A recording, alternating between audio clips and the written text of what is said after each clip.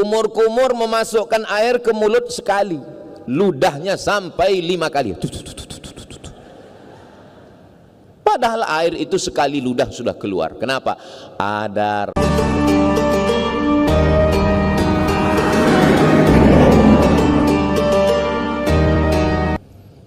Assalamualaikum warahmatullahi wabarakatuh.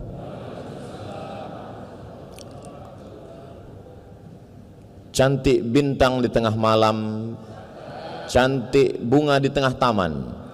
Dari bunyi sambutan salam, nampaknya jamaah belum makan. Apa kabar Bapak Ibu semua?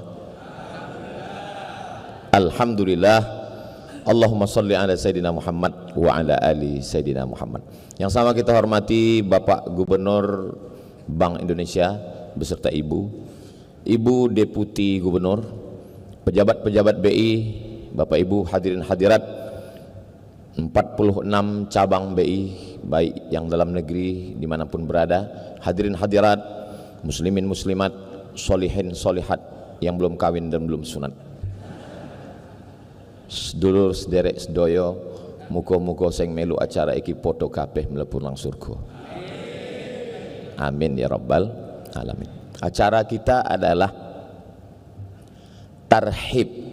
Tarhib itu diambil dari 3 huruf, ra ha ba. Rahaba tarhib. Rahaba artinya tanah lapang. Tanah yang lapang yang luas itu disebut dengan rahab. Ungkapannya marhaban. Jadi kalau kita mau mengungkapkan marhaban, acaranya tarhib, asal katanya rahab. Apa hubungan tanah lapang dengan tarhib dan marhaban? Rahab tanah lapang, tarhib marhaban, hati kami lapang menerima Ramadan. Mana tahu nanti pulang anaknya nanya, Mama, tadi acara di BI apa? Tarhib Ramadan. Tarhib itu artinya apa? Dari sejak dulu memang namanya tarhib. Jangan banyak tanya, karena yang banyak nanya itu Yahudi Israel. Tarhib asal katanya rahab, ungkapannya adalah marhaban. Hati kami lapang menerima Ramadan. Apakah semua orang lapang hatinya menerima Ramadan? Tidak. Banyak sekarang ini orang kalau sudah menjelang Ramadan ini ngitung berapa kali lagi makan siang. Hari Senin, hari Selasa, hari Rabu, hari Kamis, hari Jumat. Sabtu sudah mulai puasa, insya Allah kita tetap menunggu sidang isbat. Hari Sabtu dia mulai nyari rumah makan setan, yang kepalanya nggak kelihatan, kaki kelihatan. Tapi yang saya omongin ini nggak ada di BI. Ini nggak ada. Ini yang saya ceritakan ini di planet Mars, Merkurius, Neptunus, Pluto. Kalau yang di sini ini baik semua, insya Allah. Amin. Dari bunyi aminnya nggak yakin juga saya.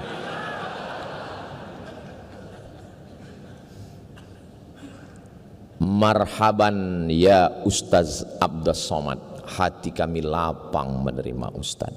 Marhaban ya Ramadan, makanya dilantunkan dalam lagu. Marhaban ya Ramadan, tiba-tiba Ramadan. Karena dia rasanya baru kemarin lapar, ini kok lapar lagi. Lalu kemudian tema kita luar biasa, memperkuat spiritual. Yang kelihatan itu disebut dengan material, yang tidak kelihatan itu disebut dengan spiritual. Kelihatan materi. Makanya kalau ada perempuan dia maunya yang kelihatan aja, mobil, rumah, uang, itu disebut dengan cewek materi. Itu diambil dari kata material. Kalau ada suami yang selalu ngomong cinta tapi nggak pernah ada buktinya, itu namanya suami spiritual. Karena cinta itu nggak kelihatan. Kalau ada suami mengatakan jutaimi, kalau bahasa kampung kami I love you, itu cinta itu spiritual, nggak kelihatan.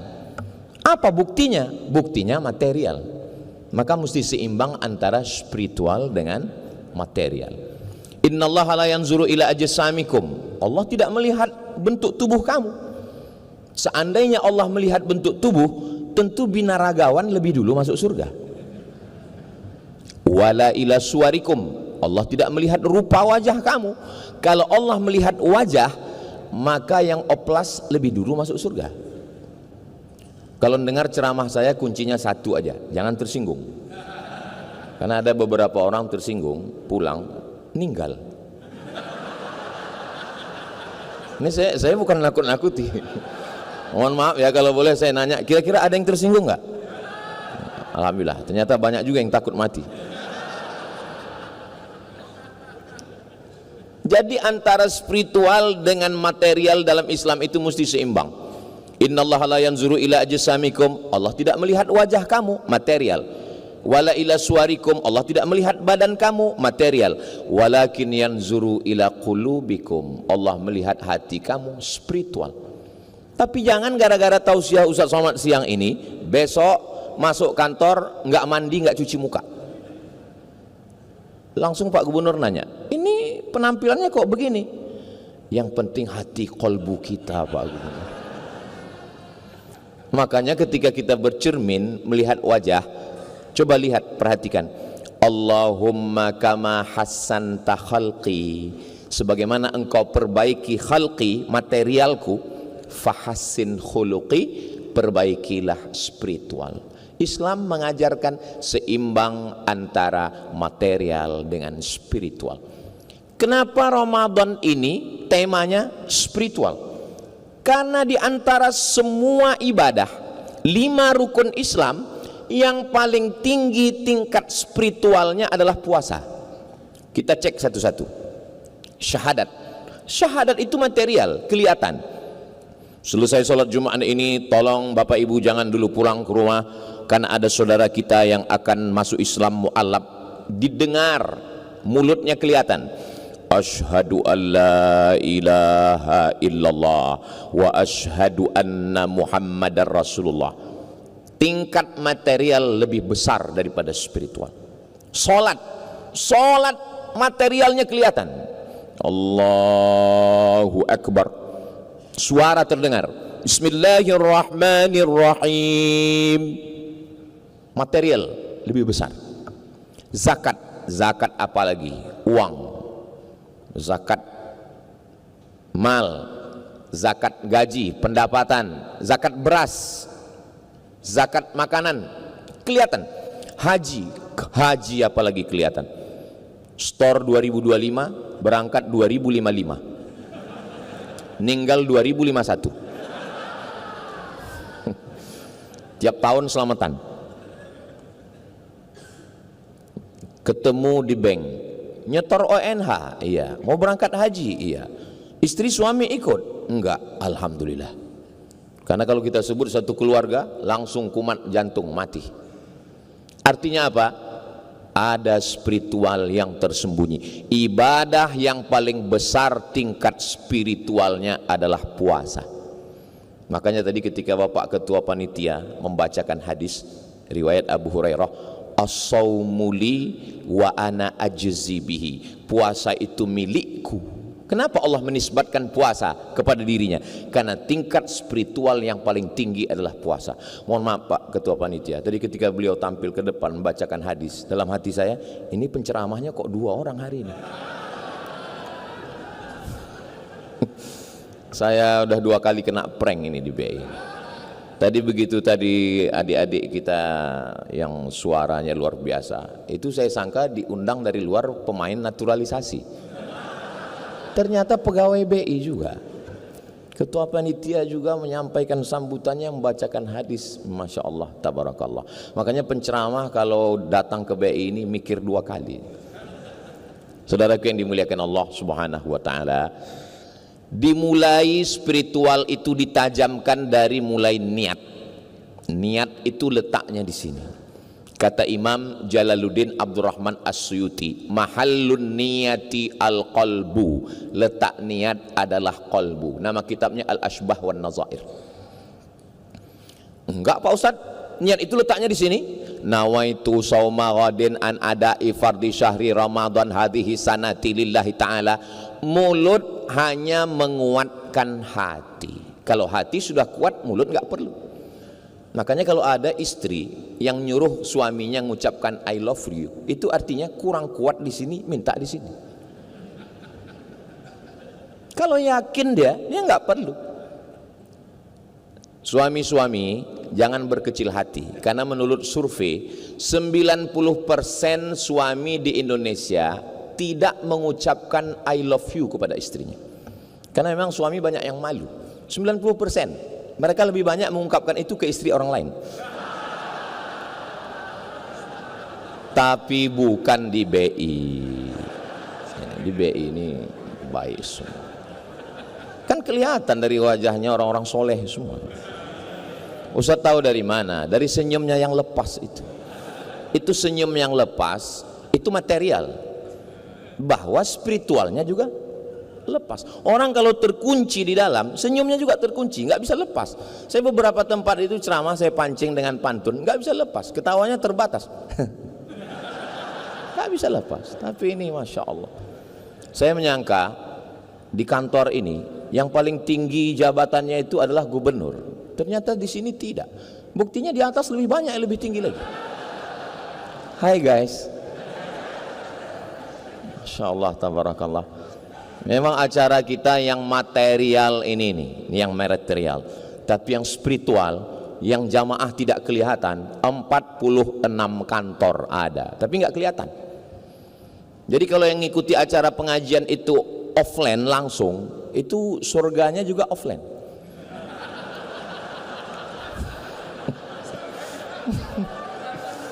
Kalau yang online ini ya maklum online juga kayaknya. Insya Allah walaupun dengar tausiahnya online, surganya tetap online. Surganya tetap offline. Cuman masuknya ya agak lambat dikit. Man qala la ilaha illallah Muhammadur Rasulullah dakhalal jannah. Siapa yang mengucapkan la ilaha illallah Muhammadur Rasulullah, semuanya masuk surga insyaallah. Amin ya rabbal alamin.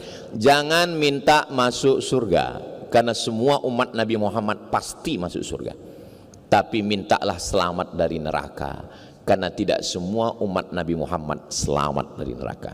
Makanya 7 kali di waktu pagi, 7 kali di waktu petang, Allahumma ajirna minan nar, Allahumma ajirna minan nar, Allahumma ajirna minan nar, Allahumma ajirna minan nar, Allahumma ajirna minan nar, Allahumma ajirna minan nar, Allahumma ya Allah ajirna, selamatkan kami minan nar, dari neraka. Rabbana atina fid dunya hasanah wa fil akhirati hasanah wa qina azabannar. Allahu akbar.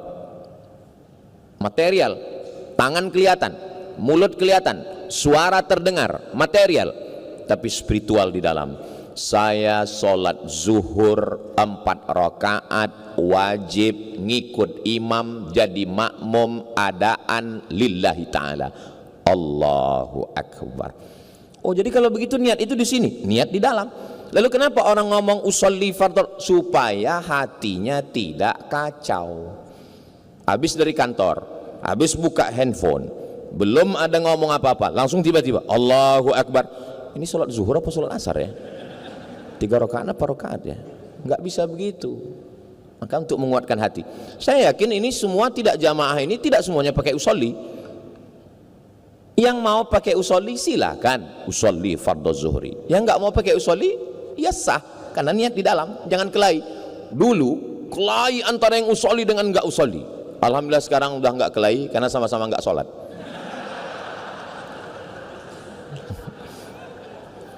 Ini tidak ada di BI, tempat lain. Di dalam niat itu terkandung spiritual yang mendalam. Saya puasa, ada orang puasa karena ingin kebal, ada orang puasa karena ingin kaya, ada orang puasa karena ingin jatuh cinta sama perempuan, cinta ditolak, dukun bertindak, akhirnya puasa. Untuk apa? Pelet. Miskin susah melarat, puasa. Untuk apa? Babi ngepet. Disakiti orang, terzolimi, teraniaya, mau ngebalas, puasa. Untuk apa? Santet. Santet pelet, babi ngepet. Pakai puasa. Dalam Islam bukan.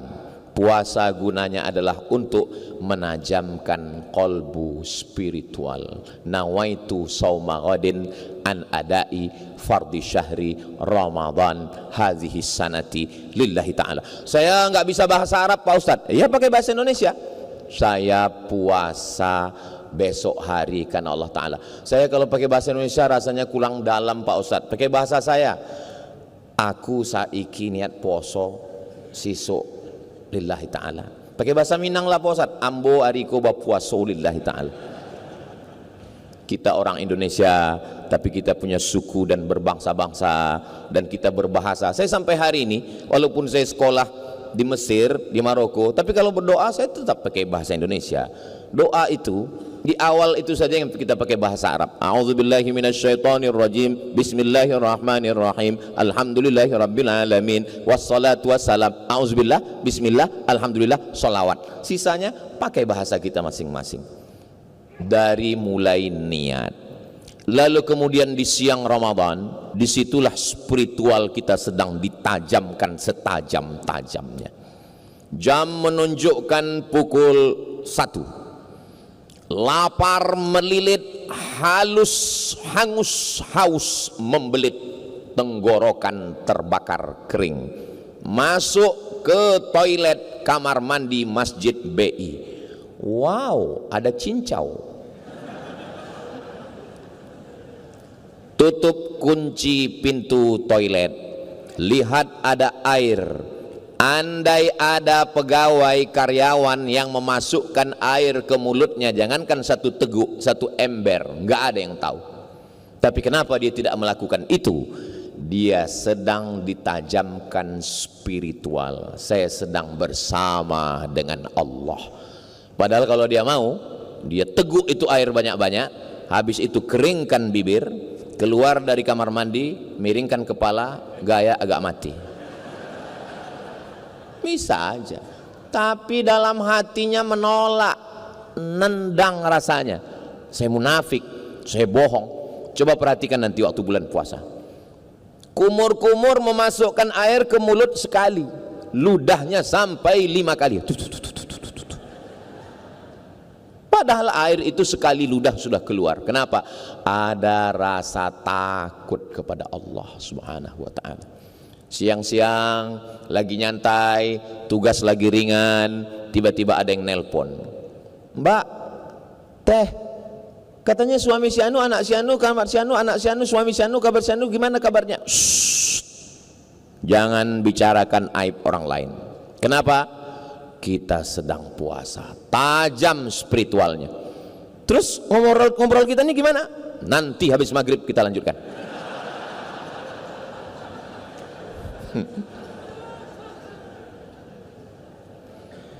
Pejabat, orang kaya, polisi, tentara, konglomerat, ketika datang rakyat jelata, orang yang biasa mancing-mancing, ngomong kasar, apa kata dia? In syatamahu ahadun, kalau ada orang caci maki. In qatalahu ahadun, kalau ada yang ngajak kelahi. Falyaqul, mulutnya berkata, inni shaim, inni shaim. Saya sedang puasa, saya sedang puasa. Karate dan 1 dan 2, pakai sabuk hitam, polisi dan tentara, punya pistol, tapi saat itu dia mengatakan dengan ketajaman spiritualnya, inni shaim, saya puasa. Andai pun dia marah sekali, inni shaim. Nanti habis azan maghrib, habis kucubit ginjalmu, katanya. Kenapa orang tidak marah? Kenapa orang tidak mau bicara aib orang lain? Kenapa orang tidak mau satu tetes air menetes? Karena spiritual yang tajam. Bayangkan, coba kita bayangkan, spiritual yang tajam di siang Ramadan itu kalau dibawa ke 11 bulan berikutnya, apa yang terjadi? Inspektorat Jenderal bubar, Badan Pengawas Keuangan istirahat, KPK agak ringan bebannya sedikit. Begitulah tajamnya spiritual. Lalu kenapa umat Islam terbesar di dunia Kenapa kita tidak bisa menajamkan itu? Karena Ramadan tinggal Ramadan. Apakah Allah yang kita sembah di Ramadan itu berbeda dengan Tuhan yang kita sembah di Syawal? Sama. Allah la ilaha illa huwa. Allah kita satu. Qul huwallahu ahad. Allahu, itu dia. Allahus samad. Allah tempat meminta. Terus yang ceramah ini namanya Abdus Somad, hamba Allah. Jadi jangan nanti siapa yang ceramah tadi? Allah. Allahus Somad, Allah tempat meminta. Kalau yang ceramah ini Abdus Somad, hamba Allah. Hamba artinya orang yang tidak punya apa-apa, bukan apa-apa dan bukan siapa-siapa. Itulah dia hamba. Tapi kemudian ketika nama itu disandingkan dengan Allah, dia menjadi mulia. Maka nama yang paling mulia adalah nama orang yang rendah, hina, nggak punya apa-apa, jadi mulia karena Allah. Abdullah, Abdurrahman, Abdurrahim, Abdus Somad. What is in a name? Apalah arti sebuah nama? Dalam Islam nama adalah doa. Apakah nama mesti bahasa Arab? Enggak. Gunakanlah pakai nama-nama, pakai bahasa apapun selama nama itu baik. Saya pengalaman selama jamaah, selama jadi ustadz, selama jadi dosen, banyak sekali nama yang macam-macam. Pas lagi baca absen, nama Camry. Wah, ini merek sedan ini. Kok bisa nama kamu merek mobil? Saya lahir 17 Agustus Pak Ustadz. Terus apa hubungannya? Camry maksudnya kemerdekaan Republik Indonesia. Mantap, cinta tanah air, NKRI harga mati. Cuman biar nampak di belakangnya mungkin Ahmad Camry, Muhammad Camry, ya, bagus, nggak apa-apa. Sekarang banyak orang buat nama anak itu pakai cocokologi, dicocok-cocokkan. Nama suami Sulaiman, nama istri Toyibah, nama anak Letoy. Mohon maaf Pak, jangan sampai tersinggung kalau ada. Saudaraku yang dimuliakan Allah Subhanahu wa Ta'ala, kira-kira lebih banyak yang material atau yang spiritual? Kalau saya nanya, jamaah jangan merasa tertekan, stres, galau. Saya termasuk penceramah yang nggak suka menekan, nakut-nakuti jamaah. Jadi kalau dalam ceramah itu nanti saya ada nanya, diam aja, nanti saya jawab sendiri. Apakah manusia itu lebih banyak material atau spiritual? Lebih banyak, nggak usah dijawab, saya jawab sendiri. Lebih banyak spiritual. Karena yang material ini, tulang, daging, kuku, bulu, dari ujung kaki sampai ujung rambut, itu semuanya binasa dimakan cacing tanah.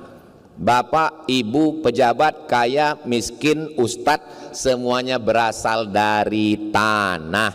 Berjalan di atas tanah, masuk lubang tanah, dimakan cacing. Masa iya kita ini semua diciptakan dari tanah Pak Ustadz? Iya. Kalau memang betul kita diciptakan dari tanah, kok sifatnya beda-beda? Iya, sesuai dengan perbedaan tanah. Itu teman saya itu Pak Ustadz, semua beban hidupnya diserahkan ke saya. Mungkin dia diciptakan dari tanah longsor.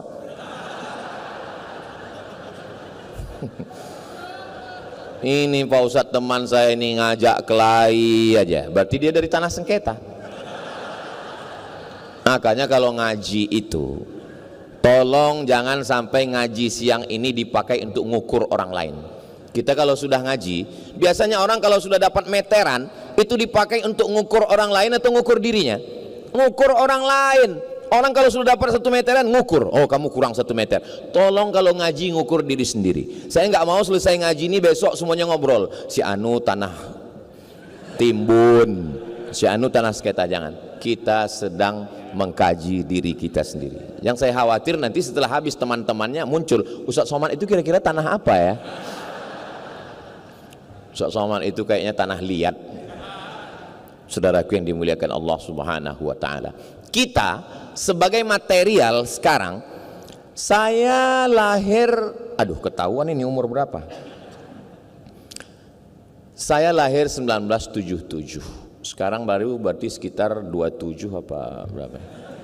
Sekarang udah 48. Kalau umur saya ditakdirkan Allah SWT 60, 70, 80, anggaplah 80 meninggal. Tapi kita di alam barzah, di alam kubur jauh lebih lama. Jadi di alam material ini kita sebentar sejenak. Di alam material, setelah itu di alam spiritual, alam barzah.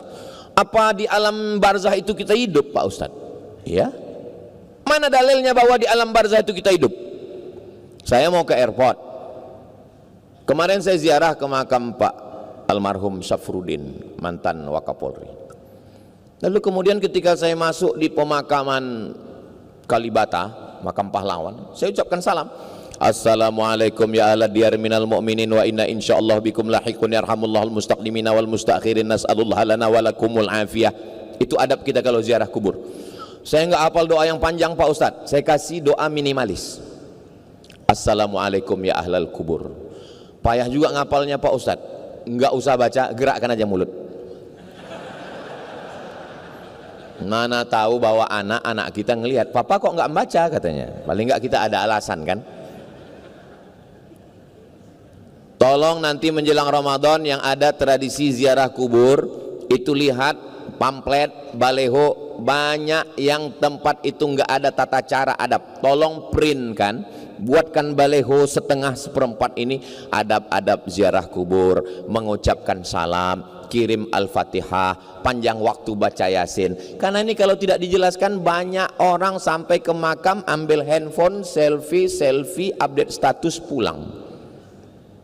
Kita itu menunjukkan bahwa alam barzah, walaupun dagingnya, tulangnya, kukunya sudah menyatu dimakan tanah, tapi dia tetap hidup di mana? Spiritual, yang disebut dengan roh. Apakah orang-orang barat, Amerika, Eropa itu percaya kepada spiritual? Ya. Dari mana Ustaz tahu orang barat itu percaya spiritual? Ketika kapal akan tenggelam di tengah laut, dia akan memakai obor, dia akan pakai bendera, minta tolong ke helikopter. Apa kata dia? SOS. Apa itu? Save our soul. Soul adalah spiritual, roh. Seandainya mereka tidak percaya kepada roh, tidak percaya kepada kolbu, tidak percaya kepada spiritual, mereka akan mengatakan save our body, selamatkan badan kami. Kita sebagai orang Indonesia, terlepas dari agama apapun, kita percaya kepada spiritual. Mana buktinya? Dalam lagu kebangsaan Indonesia Raya, bangunlah jiwanya, bangunlah badannya untuk Indonesia Raya. Lebih dulu spiritual atau material? Saya jawab sendiri. Lebih dulu spiritual. Bangunlah jiwanya, barulah bangunlah badannya. Karena badan ini hanya cangkangnya. Bagaimana cara menajamkannya? Ditajamkan dengan Ramadan 30 hari. Cara menajamkan yang kedua, ditajamkan dengan zikir. Saya selalu berzikir Pak Ustadz, subhanallah, subhanallah, subhanallah. Itu bukan zikir, itu nyebut. Kalau istri saya ngingat saya, bagaimana cara dia mengingat saya? Apakah disebutnya somat, somat, somat, somat? Itu nyebut. Kalau ingat itu dalam diam. Ingat itu dalam diam di dalam. Tapi kita mesti mengungkapkannya lewat lisan. Bacaan itu membantu kita. Subhanallah, subhanallah, subhanallah. Mulut nyebut, hati ngingat.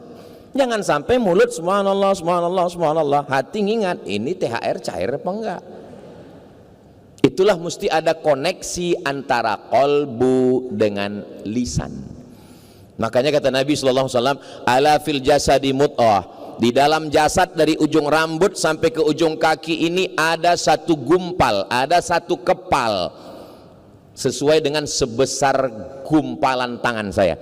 Jadi saya kebetulan tangan saya sebesar ini, jantung saya pun sebesar ini. Berdegup, berdetak di jantung sebelah kiri, 2 jari di bawah. Terasa itu degupnya. Itu yang normal. Kalau yang nggak normal, biasanya jantung itu tidak normal karena 2. Yang pertama jatuh cinta, yang kedua jatuh tempo. Yang nakal itu kolesterol, bukan. Yang nakal itu diabetes gula darah, bukan. Yang nakal itu adalah karbohidrat, bukan. Yang nakal itu adalah pikiran. Pikiran mempengaruhi detak jantung. Tapi kalau jantungnya tenang, ala bidzikrillahi tatmainnul qulub. Kalau jantungmu mengingat Allah, maka dia akan tenang. Bagaimana cara mengingatnya? Bangun tengah malam, matikan TV, matikan kipas, matikan handphone, matikan semua, duduk dengan tenang, terdengar suara jantung. Itulah diiringi dengan kalimah Allah, Allah, Allah, Allah, Allah, Allah, Allah, Allah, Allah, Allah, Allah, Allah, Allah, Allah, Allah. Tidak bersuara, karena zikirnya di dalam. Selama hayat di kandung badan. Tapi jangan gara-gara ini nanti habis sholat nggak ada zikir semua. Assalamualaikum warahmatullahi wabarakatuh, semua. Kamu kenapa nggak berzikir? Zikir itu dalam kolbu, kata Ustaz Somad. Nanti saya yang kena. Kita tetap subhanallah, subhanallah, walhamdulillah, wala ilaha illallah, wallahu akbar, wala haula wala quwwata illa billahil aliyyil azim. Menajamkan spiritual dengan zikir. Orang berzikir di masjid biasa, berzikir ketika di samping Ka'bah, subhanallah walhamdulillah wala ilaha illallah wallahu akbar, biasa. Di mana baru nampak zikir? Ketika datang orang bawa uang 1 koper untuk menyogok kita, dan di saat itu kolbu kita hidup berkata Allah, Allah, Allah, Allah, Allah, Allah, Allah. Itulah dia zikir. Banyak orang berzikir di masjid, banyak orang berzikir di Ka'bah, banyak orang berzikir di Masjidil Haram, tapi ketika di kantor stop. Orang memenjarakan Tuhan dalam masjid. Dipenjarakannya Tuhan dalam masjid, dikunjunginya 1 hari 5 kali. Syukur, masih ada yang mengunjunginya setahun sekali, hari raya Idul Adha, sambil bawa kupon ngambil daging kurban. Kapan ketika membuktikan zikir? Ketika tiba-tiba masuk WhatsApp, WA, hai sayang, ini nomor Ustadz Somad ya. Ketika itu dia hidup, Allah, Allah, Allah. Itulah yang disebut dengan zikir. Ustaz sudah pernah? Belum. Sab'atun yuzilluhumullah, orang yang dapat naungan Allah, yauma la zilla illa zilluh. Ketika pada hari itu tidak ada naungan kecuali naungan Allah. Ketika dia datang kesempatan buat dosa, tapi kolbunya tetap hidup Allah, Allah, Allah. Bersyukurlah Bapak Ibu yang akan dilatih nanti dalam 3 otak. Saya selama ini yang tahu saya otak-otak. Rupanya ada 3 otak, 1 otak, 2 otak, 3 otak. Daftarkan bukunya ke nomor berikut. Saudaraku yang dimuliakan Allah Subhanahu wa taala. Bagaimana cara menajamkan spiritual? Yang pertama, puasa. Yang kedua, zikir qalbu. Yang ketiga, mengingat mati. Sengaja ini saya akhirkan. Karena kalau ini saya bacakan pertama, saya khawatir besok pegawai ini 2/3 nggak masuk kantor lagi. Pas ditanya sama Pak Gubernur, kenapa nggak masuk? Kita mau mati semua Pak Gubernur. Apa kata Pak Gubernur? Ustadz Somad jangan diundang lagi kemari. Dia mematikan etos kerja kita semua. Ingat mati bukan berarti kita meninggalkan dunia. Sahabat Nabi itu ingat mati, tapi mereka menggenggam dunia. Belum lagi 100 tahun Nabi meninggal, umat Islam sudah sampai ke Selat Gibraltar yang dibawa oleh Jenderal Tariq bin Ziyad. Negeri itu bernama Andalusia. Kalau saya tanya mahasiswa, Andalusia di mana tuh Pak Ustadz? Nggak tahu Andalusia. Real Madrid, Barcelona. Ya. Spanyol 700 tahun. Jadi jangan bayangkan sahabat Nabi itu duduk di taman Raudhah, zikir, nunggu malaikat maut datang. Tidak begitu, besti. Kematian bukan membuat kita hilang spirit, semangat. Kematian menajamkan spiritual. La tuftahannal Konstantiniyah, kata Nabi. Kamu akan menguasai Konstantinopel. Jangan katakan Nabi itu, ya udahlah dunia ini kita tinggalkan, kita mau mati aja semua. Saya nggak mau begitu. Tolong ceramah ini jangan dipotong 5 menit hanya nonton di TikTok. Tonton utuh di channel Ustaz Abdul Somad Official, subscribe, like, share, and comment.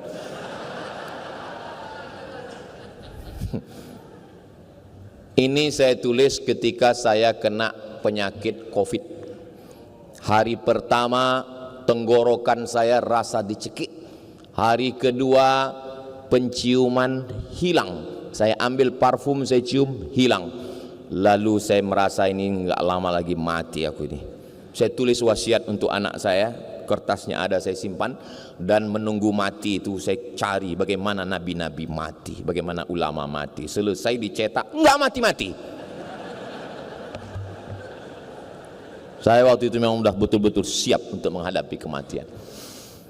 Bagaimana Nabi Musa ketika akan mati meninggal dunia, dia panggil anak perempuannya, anak perempuanku tanam kapas. Nanti kalau kapasnya sudah berbuah jatuh, pintal dia menjadi benang. Benangnya engkau tenun menjadi kain, jual kainnya. Lebih baik engkau nanam kapas menjadi benang, benang jadi kain, kain kau jual daripada menjual harga diri, karena kau akan diminta tanggung jawab di hadapan Allah. Kenapa yang dia pesankan anak perempuan? Mudah-mudahan Bapak Ibu yang punya anak perempuan dijaga Allah Subhanahu wa taala. Man ala thalatha banatin, siapa yang punya 3 anak perempuan, fa'addabahunna, dia jaga dengan baik, wa zawwajahunna, dia nikahkan dengan orang baik-baik, wa ahsana ilaihinna, dia buat baik sampai mati, falahul jannah, dia masuk surga. Di antara Bapak Ibu yang punya 3 anak perempuan sudah punya kunci surga. Yang baru punya 2 tambah lagi. Ustaz Somad belum punya anak perempuan.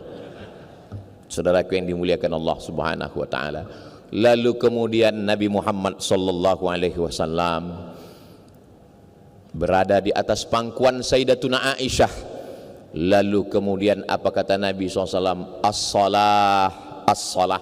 Jangan tinggalkan salat, jangan tinggalkan salat.